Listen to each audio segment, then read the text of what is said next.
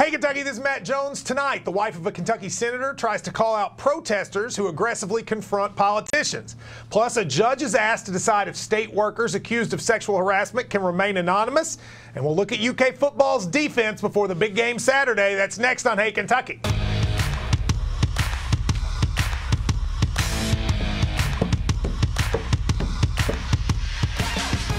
Welcome everybody to Hey Kentucky, presented by Wendy's and Sullivan University. Steve Romines is my co-host tonight. Steve, how are you? Couldn't be better, Matt. Here at the new set. Man, it's beautiful. Beautiful. We got a lot to get to. So we'll start over the controversy over the nomination of Brett Kavanaugh for the Supreme Court. It's brought a lot of emotional outcry, and some of it is aimed at Kentucky politicians.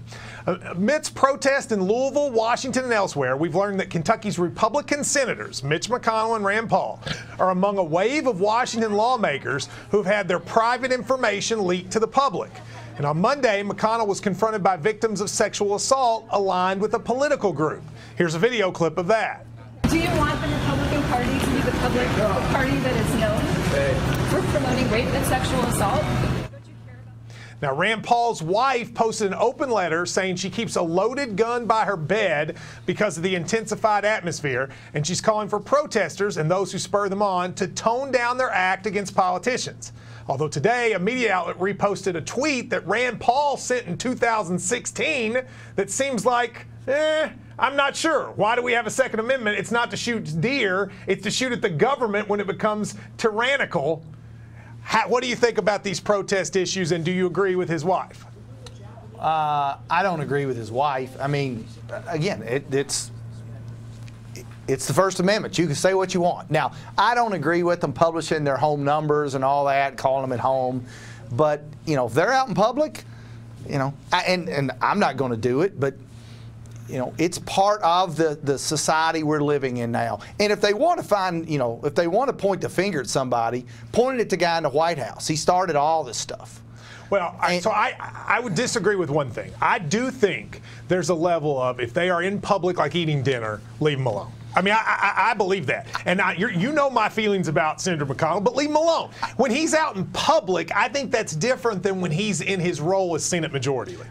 Well, and I do too. I mean, I'm not going to do it, but it's not illegal. It's not illegal. Now, her point, though, about feeling unsafe, I get that, and especially because her husband was attacked, I understand that. But I will say this, that tweet is an example of a lot of these guys have been saying stuff to get people riled up. I mean, they have. Rand Paul has been saying comments like that. It's inevitable that this was going to happen because everybody put the tension up so yes, much. But don't use the neighbor fight as somehow evidence. Because he started that fight. Yeah. I mean, I will say, I wish people would leave politicians alone when they're at home, but that's just me. A Kentucky judge has been asked to decide if state agencies can protect the identities of employees who are accused of sexual harassment. When internal investigators haven't been able to substantiate the claims, can they stay private? Now, the case involves Kentucky's Finance and Administration Cabinet and a news outlet.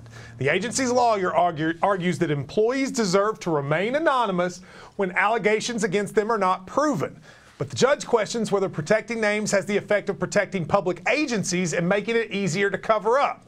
So here's the question, Steve. When somebody's accused and it's not proven, should their name be anonymous? No, I mean, again, it's if you're falsely accused in a criminal case, you're not anonymous. That's true. I mean, what you know, anytime you're falsely accused, it's not anonymous. I mean, how is that different than being falsely accused of a crime? I mean, it stinks if you are falsely accused. It does. I completely agree with you. It stinks, and it stinks for criminal defendants, and it stinks for people in public life.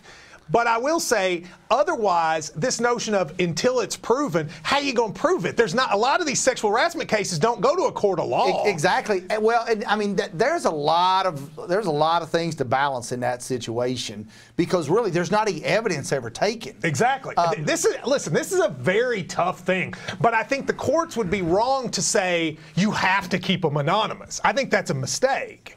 I do too. And the issue, I mean, what basis in the law to always keep them anonymous? There isn't There's one, not, and that's why they're arguing for the judge. Now, this is a big deal in college basketball.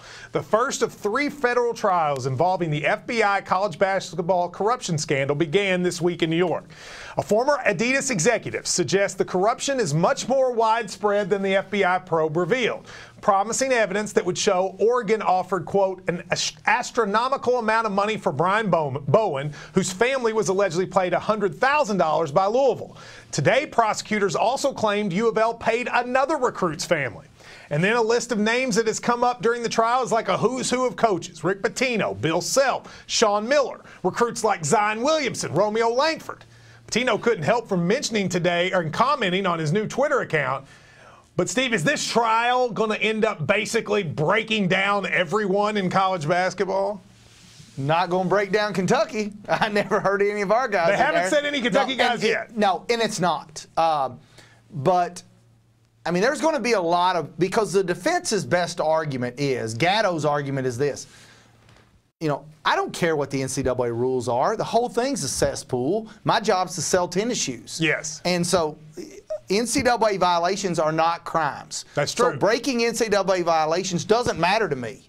I'm a shoe salesman. And everybody cheats. Nike cheats. Oregon cheats. Everybody cheats. And he has an incentive to lay it all out. Correct. He basically, in order to defend himself, has to say, this is just the system. That's exactly right. And if you know it's a system, I got to show you everybody that's cheating. And if I want to sell Adidas to little kids, I've got to put them on college kids. And what's interesting is, unlike NCAA investigations, this FBI investigation had subpoena power, and like they have the ability to get to the bottom of it. Well, and somebody asked me earlier today about when the prosecutor said that 2 Louisville assistants had paid had paid Bowen's family money. He says, you know, they wouldn't be that specific unless they knew. Unless they have the proof. I totally agree with you.